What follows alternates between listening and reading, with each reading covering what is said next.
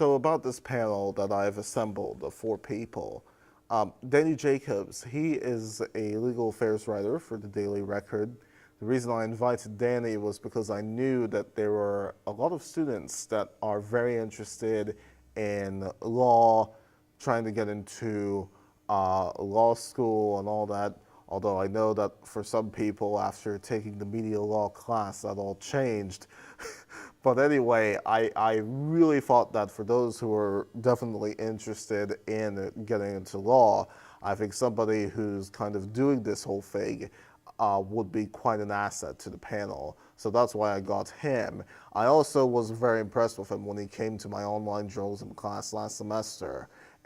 This actually leads to the next person who I invited, Jackie Sauter. Jackie, she was somebody who I really liked and I thought would be another good addition to the panel, not because she was my instructor per se, but because of what she's doing now. She's heading up their digital operations over at American University, and this kind of shows what you can do with the skills that you learn here and how those skills can actually transfer into other areas. So I think that she's definitely a good ambassador for that.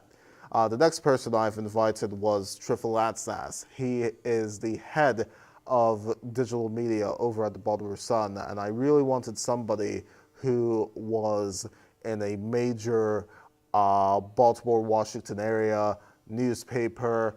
I really wanted somebody with that experience who can really provide a lot of perspective, as to what is going on in the industry and how the Baltimore Sun, how these type of newspapers have really moved into the whole online journalism era.